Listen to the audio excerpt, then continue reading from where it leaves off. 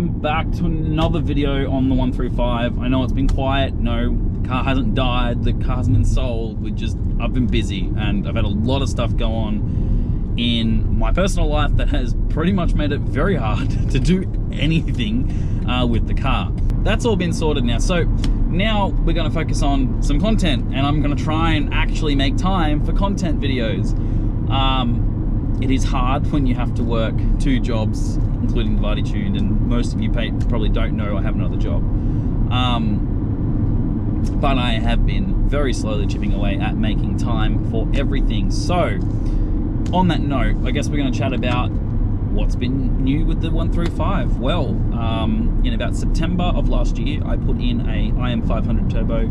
It does not plug and play, and that is not discredit at all to iPOS Motorsports. The Mini Cooper based chassis cars have to have a very specific turbo because of the clearances they have with the chassis rail and the firewall. So there is a mini specific version of the IM450, but I didn't want that. I wanted to go the full Monty. I wanted to have everything that we needed to have. What that meant is that I needed to do substantial amount of modifications to the IM500. Now, I probably could have gone a bit further with what I had done, but I was, I guess, a little bit impatient and I installed the turbo as is. So what did that mean? Well, it meant I had to weld a custom diverter valve flange to the housing.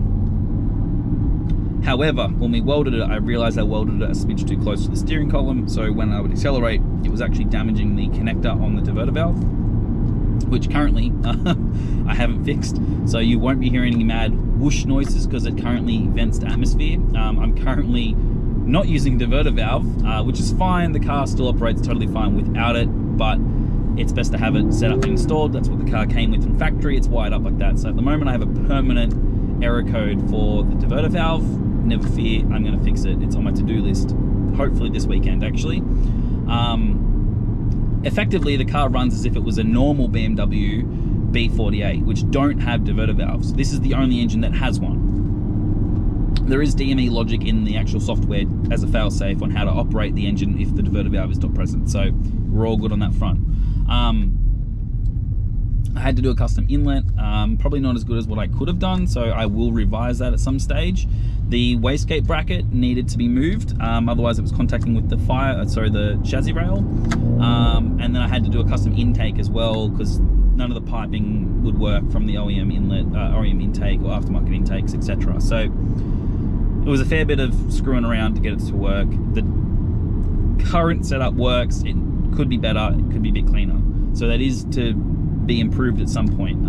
I've chucked on some new wheels on the car. I put some Koenig hypergrams on. They don't really fit normally. Had to modify to make them work. Wouldn't recommend it. Why did I elect to go that way? Well, one, I didn't really want to drop down to a drag racing brake caliper setup. I wanted to retain the OEM M1s. And they're a really lightweight set of wheels. I could have gone a little bit lighter or maintained the same weight and gone with something more expensive like a forged set of wheels, but because the car's going to be tracked, I wanted something that was not going to be expensive to replace. The car's not a show queen. It doesn't go out and get, you know, pictures and look all pretty. It needed to have some functional wheels, particularly for the drag, so I went with the hypergrams for that reason. So I had to do a little bit of a shave to the outer caliper, resprayed it, it looks great. There was an excessive amount of material on the caliper, which weird, I don't know why. I could have switched out to something like the EBC kit, but I couldn't justify spending $4.5 grand on brakes that really I don't think I would have used, to be honest. I don't think that I haven't found limits yet with the factory brakes, so I have no need to go and spend $4 grand to possibly fix a clearancing issue. So I did a minor shave, repainted it, made it all look pretty, and it clears the rotors on the it clears the spokes on the wheels now. I will show some photos of that a bit later. But in terms of performance, I've done about 20,000 Ks now on this turbo setup. I've only been running 98 RON. I haven't done any ethanol. I've done a little bit of ethanol testing, but I haven't really run ethanol purely because I need to install port injection, and I haven't done that yet. I'm going to install my flex fuel sensor and my Motive Reflex Plus all in one go. We had to redesign the port injection bracket and make it fit because it doesn't clear the intake and the coolant hoses on the Mini Cooper chassis versions of the B48. So it doesn't just cover my engine, we made it work for all Mini Cooper based B48s. So that's coming as well. I've just installed the K-brace, which you guys would have seen a video go up very shortly, link somewhere. And I guess outside of that, I've done the M-Track module update now too. So things are going pretty smoothly. I mean, I'm in the car now driving it around. We did find out that there is now a gearbox tune as well for these cars coming from DervTech. So that's very promising, because I do agree it needs one. I drive manual mode everywhere and it drives fine, but Sport Shift is just stupid. Drive is shit. Driving on the highway in sport mode is not terrible, but it needs a tune. Aside from that though, the car's quick. Getting it to launch properly on this turbo has been a bit of a challenge, but I've now got it at a point where it launches at about 22 pound a boost at 3 grand, which for a turbo this size it was a lot of effort in the tune to get that to do it. I'm using no nitrous, no nothing. It's purely just all tune. And to put it this way, the factory spool control on this turbo was doing 8 pound a boost at 3000 RPM. So in launch control, I've gone from 8 to 22. It's a big jump. It's almost OEM launch, to be honest. I'm not really running much more boost than factory, purely because the 98 RON we have here is shit, but I am making around about stage 2 figures in terms of power and about stock figures in terms of torque on this turbo setup. Aside from that, we did have an issue in August, and I'm not going to sugarcoat it.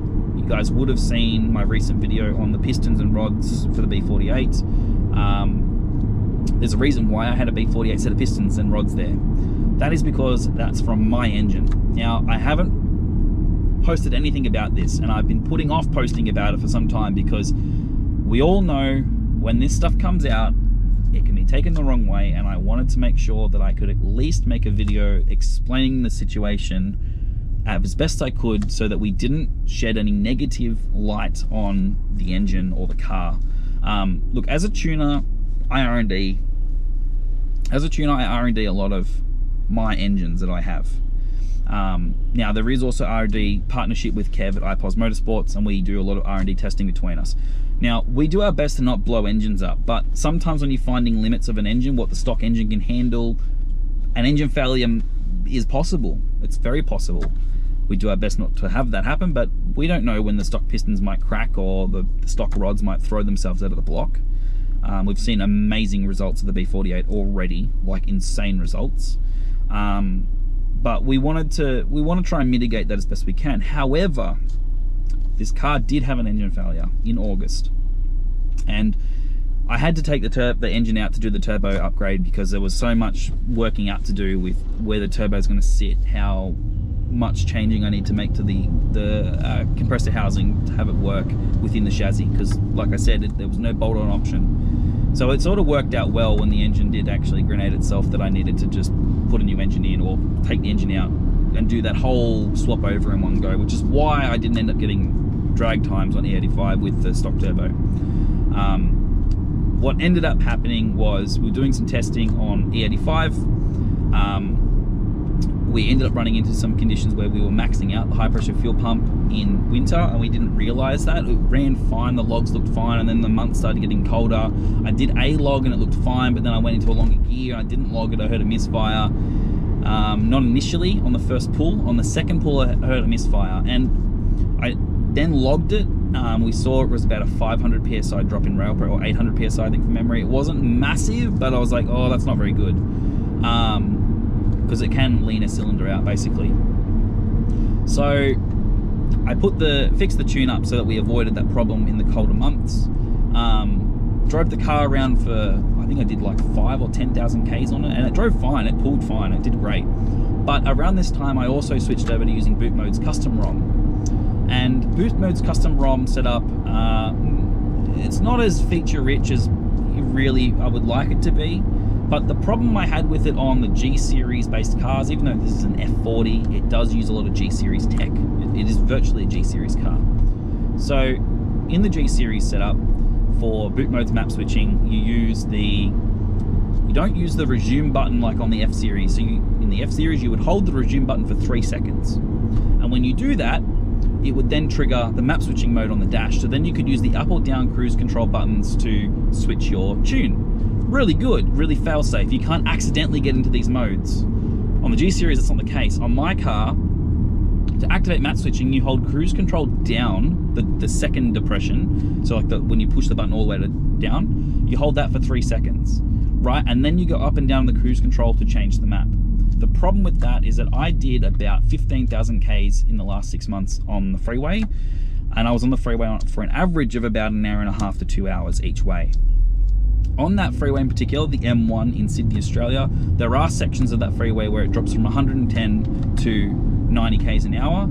And in those sections, when I'm on cruise control, I won't brake to drop my speed. I'll just drop down on speed on the cruise control function because it automatically brakes the car. It's a function that came with the car.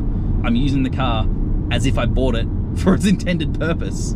Well, it turns out, if you don't pay attention to the dash, which most people don't when they're driving on the highway, like I was, it map switched. And it switched from 98 to E85. And I didn't know that it had switched tunes. I drove the car around. Now, when I was off the highway, the car did feel a bit nippier. It felt a bit quicker, and I just thought not much of it. I was like, oh, maybe it's just because we're getting closer to winter. The car's just picking up a bit of power. Didn't really think much of it, right? I went to go fill it with E85, went to go change the tune. And that is when I realized, at this point, I'd done 500 Ks on this. And I went to go change the tune and I know it was 500 Ks because the prior fuel tank I had in the car was ethanol, and I know I changed back to 98 because at the service station I remember changing to 98, and I never intentionally went back into map switching mode since or from then. I went to go fill it with ethanol. It was already in map 2, which was my ethanol map, and I had a heart attack because I was like, what the hell? I didn't switch maps. Like, I had 98 in. This explains why it felt a bit nippier. And I was like, this is not good, because I knew I was targeting 4 more pounds of boost. On the ethanol map, I was targeting a bit more ignition timing. I was like, oh, this car must have been running really shit. And whilst I did keep all the factory safety mechanisms in place, I didn't get any check engine codes or anything like that. Initially, I got one check engine light for a mass error code for the fuel mixtures being off, but I realized there was a loose fitting in my intake at the time, so I didn't really think too much of it. So I just didn't realize, and I went and filled up. And look, we're all human. We all make mistakes. I'm not perfect. And went and filled up with ethanol, put it on the right tune, and then did another 2,000 Ks on the car, and the car drove fine. It actually drove really well. I'd floor it, the car felt great. I'd do launch control, the car felt great on ethanol, like it was just great. I went away for a holiday. I had flipped back over to 98. I was very paranoid at this point, where I was checking my dash all the time if I was in the right map or not. Or if I was using cruise control, I would make sure I was looking at the dash when I used it, which is annoying when you're on the highway. But put it back on 98, parked the car at my cousin's place. We went down to the snow for a few days. Came back, got in the car, put the music up, cranked it, was enjoying my trip back home. I got 5 or 10 Ks up the road.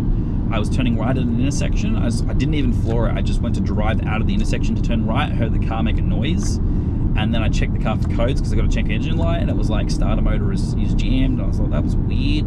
It's like, the car's been fine. I've had no misfires, no weird noises. Like, the car has just run perfectly fine. And get out of the car, there's oil all over the road, there's bits of aluminium on the road, and I was like, oh no, maybe the gearbox has finally killed itself. Turns out it wasn't the gearbox, it was the engine. We got the car back home. The stupid electric handbrake was engaged, and we couldn't really get it to disengage. I have towed the car before when the fuel pump control module shit itself, and there were ways we got around that, but because the engine physically wouldn't start, I couldn't get the handbrake just to disengage at all. I know that there are certain service functions to do it, but at the time I didn't have an app available that supported this car to disable the electric handbrake, and I didn't have the tools on me at the time to try and pull the dash apart to do the emergency release. I know, very annoying, very inconvenient situation. So we towed the car back, we had to skull drag it, unfortunately, and then we used some excavators to actually drag it into the shed so I could get it on the hoist and have a look at what the damage was. And what the damage was insane. it threw conrod number 4 out of the engine block and into the transfer case. So I had a hole in my transfer case, although that was fixable. I ended up welding that back up and we put that back together and it's been fine. So there was a hole in my transfer case. There was definitely a hole in the engine block. The piston had actually had split in half, and had split in half in such a way that I'll show some photos, which you would have seen in probably in the video for the pistons and rods. It split, I think it was, paraphrasing here, it split vertical to the wrist pin, I think from memory. It split wrist pin out. Yeah, it split vertically to the wrist pin's orientation. And then obviously that's what caused the rod to fail, because there was nowhere for the rod to go. I was only doing about 2,000 RPM when this happened, so it wasn't spectacularly crazy. And cylinders 1, 2, and 3 look fine. The cylinder head on cylinder 4 looks fine. The spark plug, the injector, looked fine. I was very lucky it failed the way it did. The engine block was very damaged. I mean, besides the hole in it, the balance shafts had been hit, and it moved the balance shafts. So the balance shafts were beginning to take the caps of the rod bolts off of every other rod in the engine on the front of the engine side. So on the Mini Cooper side, it was the intake side. The balance shafts on the front of the engine, the intake side, were damaged. Just try and get over here. What else? I did notice that the blanking caps for the balance shafts were loose, but I would be a bit confused to think that that was because of the engine failure, because they were just sitting there loose as if they had been loose for a long time. So I'm not sure on that one. I mean, I presume this engine was looked after by the last owner, but then again, the engine bay was filthy and everything in the car was filthy when I got it, as if it had been driven off-road, is what I'm implying here. The car had done 49,000 Ks on it when I bought it. By the time the engine failed, I had done, what am I on now, 93,000 Ks in the 18 months I've had it. I think that was 20,000 Ks, yeah, it was about 70,000 Ks on the engine when it failed. The rest of the engine was fine though, so like overall in terms of failures, it was a pretty small failure. Now, I think it's quite possible that the 3 or 4 times that the high pressure fuel pump did drop a little bit during some ethanol testing, that it might have put a bit of additional wear and tear or damage onto the piston. But I can tell you right now, there is no way in hell this car would have been happy to run E85 tune on 98. No way. I am very annoyed with the fact that Boot Mode have decided to not have an additional failsafe of using the resume button on cruise control like in the F-Series. It's annoying, it's frustrating. Like, I use cruise control for the exact reason I bought my car, to drive my car. I am not going to work around it. If every other platform has been able to find ways around it, then I think they can too.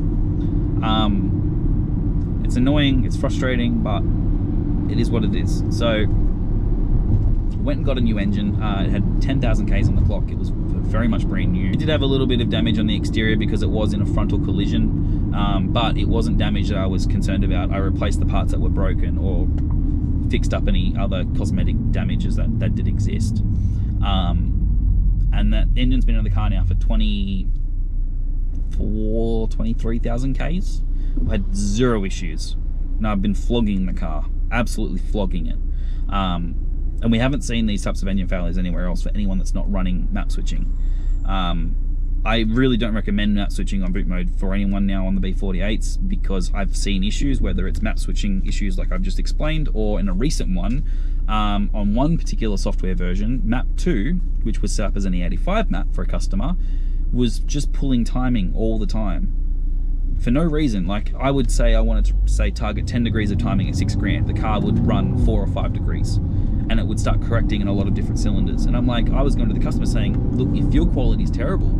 I can't run more timing out of this car. The car doesn't want to let me. It wasn't knocking. It wasn't throwing knock or anything like that, but it was just pulling timing. And I'm like, I said to him, I was like, look, check your injectors, like we replaced a bunch of stuff in the car because we thought maybe there's an issue with the coils, an issue with the spark plugs, an issue with the injectors, or maybe it was poor fuel quality. We tried a few different fuel stations.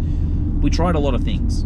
and it would just correct. And Boot Mode's multi-map software setup, it's not overly complicated in the sense that there's not a lot of things that it allows you to configure when it comes to a secondary map. It relies heavily on the first map to be adjusted, which can be a bit annoying when it comes to ethanol maps on the Gen 2 B48s, because there are some ethanol specific tables we have to disable, and I don't like disabling them on 98, but because they're a global parameter, they have to be disabled for all maps. It's kind of annoying, especially considering it's the same if you use flex fuel mode. So there wasn't a lot of things that I could work out what it was. So I just said to the guys, like, hey, how about we test out ethanol as a map 1 option instead of map 2? We'll just disable map 2 entirely. Anyway, go and put ethanol on map 1. Guess what? It runs totally fine. I can run the target timing I want. We can run more boost. There are no problems. And I'm looking at this going, well, I don't have any other car on this that has this software version particularly, but I don't have any other car in my tuning portfolio that's had this problem with Boot Mode's multi-map. So obviously it was a bug with that specific software rather than it being a bug with all of multi-map. But I guess what I'm getting at here is that the system's not perfect. And look, I'm not saying it's particularly a Boot Mode problem. I'm sure the other platforms have problems, but it is annoying that these problems exist, because if you're pushing out custom firmware that is going to be installed in customers' cars, you should make sure that your custom firmware is thoroughly tested for every single version you are supporting, because the last thing you want is the custom firmware to have a problem. All right, the tuner themselves can create a problem, fair enough, but you do not want a problem. And I mean, aside from that, I don't particularly like Boot Mode's custom ROM in particular, because it's just restrictive in terms of what tables you can edit. It relies on you making things really simple, and I don't like, minimizing the amount of torque or load tables that I might edit, because it just doesn't really, in my opinion, work out to create as good of a tune as it could be. I mean, some tunes I have done don't even have a load relative filling table. They just use a load over RPM table and then 1 or 2 torque tables. And you might go, well, what's the difference? Well, the relative filling table bases your load targets on ignition retard based on knock. So you can scale load down or reduce power of the car if timing correction happen or knock happens. And those tables don't exist on some of the Boot Mode software, for some software versions rather. For multi-map, custom ROM, that sort of thing. Obviously, cars that don't have custom ROM multi-map, it's irrelevant. And cars that only use map 1, it's irrelevant. But if we're talking about map 2, map 3, map 4, etc., flex fuel, they don't have it. Not all of them. Some of them do, which is great, some of them don't. But it's just trying to highlight a point that there's an oversight that needs to be corrected, I guess is what I'm trying to get at.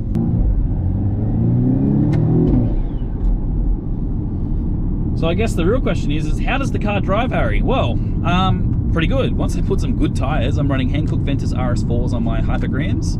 I am still stock suspension ride height. The car looks like it needs to be lowered with these wheels. I went to 18s over 19s, which is what I got the car with. It drives really well, handles really well, but I'm going to keep stock suspension for now whilst I am looking at getting some good drag times before I look at more of a track specific setup of suspension, or maybe a suspension that's good for both drag and street and track, where there's a fair bit of adjustability, but that's going to be a pretty penny a moolah. So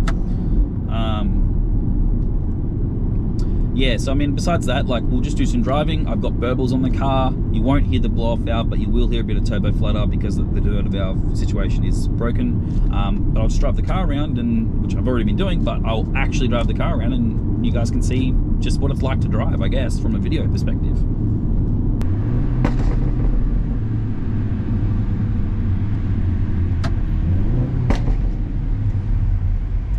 So those burbles are from my car, just so you know. We are in traffic, but that's definitely from my car.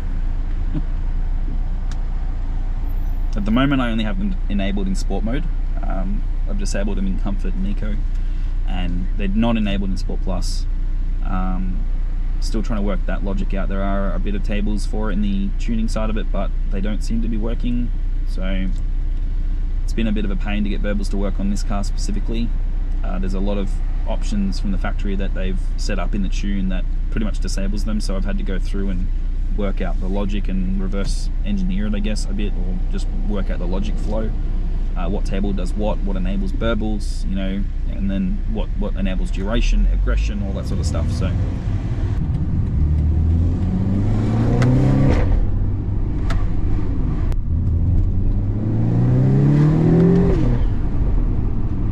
it's so good to drive around town with this turbo, to be honest. It feels so good. Considering I fixed up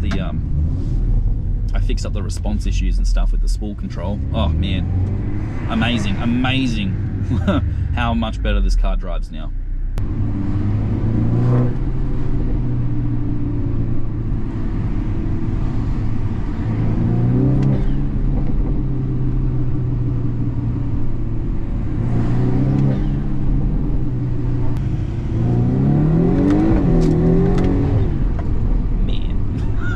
This car's so much fun to drive.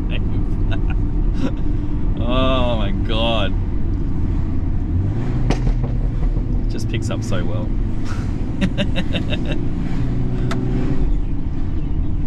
I do miss rear-wheel drive stuff, don't get me wrong, because it is unique, but man, the way the power comes on an all-wheel drive, it's just cooked. It's actually just cooked.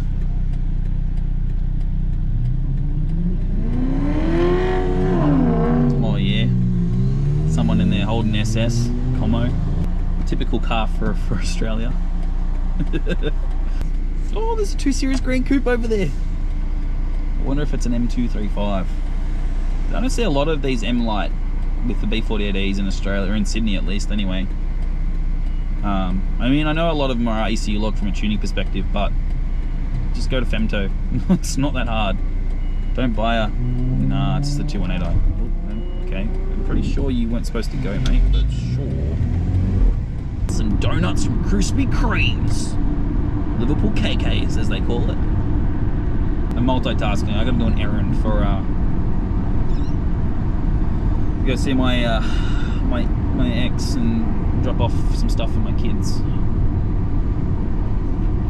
That was the family stuff that I alluded to at the start of the video.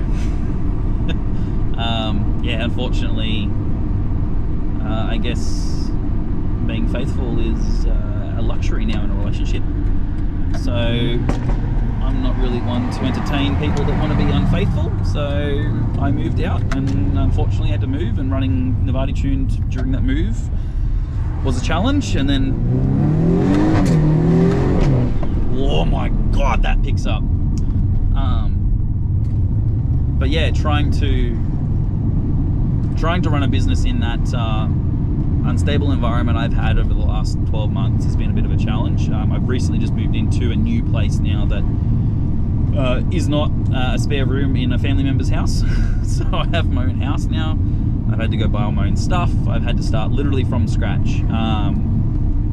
And then I've had to play the game of trying to see my own children, because it seems that apparently in Australia, it doesn't matter who's at fault, the mother has primary custody of the kids until you can go get it sorted by the legal system, and then they can make an assumption going, oh yeah, sure, you can have 50-50, but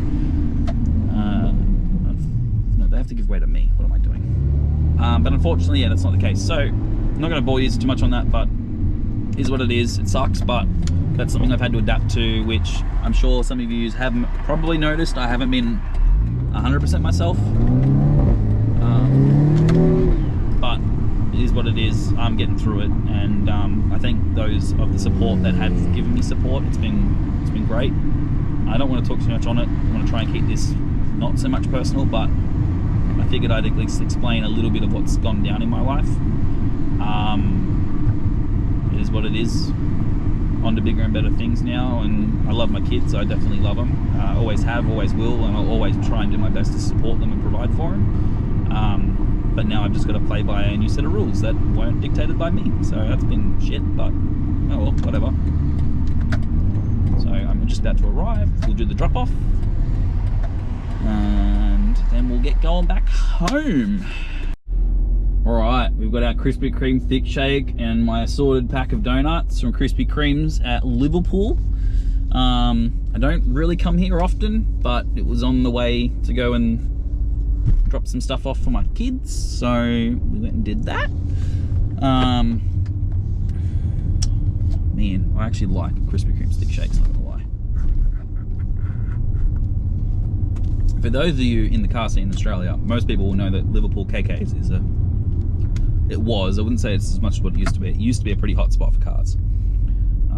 It's been cracked down on by the police because of that, because there were a few people that would rock up and kind of ruin it for everyone else. But get my donuts, got my shake. It's getting dark. It's like 5:48. I now have to drive 27 k's home, which in this traffic is going to take like 45 minutes to an hour. Not fun. Let's see, can I turn the lights on here a little bit? Can you see me now? Hopefully, maybe, just a little bit. I hope it's been interesting to watch. I hope some of the driving some of the driving experience video stuff in this video was good, was informational, was interesting, I don't know, but I'm hoping it helps. There is going to be more content to come. I am going to the drag strip this soon.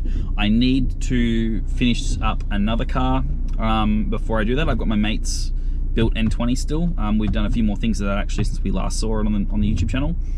So there's a video coming for that. I'm going to go to the dyno too on this just to see what we're doing. It's going to be a low rating dyno, so don't get your hopes up in terms of power numbers compared to a US dyno jet. It's not to say that the power figures won't be great, it's just to compare them against a US dyno jet, it's hard to compare it. It would be better if I just had a dyno jet to do the figures on, since they're internet queens essentially. Everyone who loves dyno figures loves dyno jet figures because they read the highest. Red light arrow is green. Let's go, princess. Come on. Ugh, slow Lexus driver in front of me. Oh my god, this car picks up. Fuck yes. Where am I going? Right here? I'm going right here. Fuck yeah. Yes. This car is fun to drive. It is fun to drive.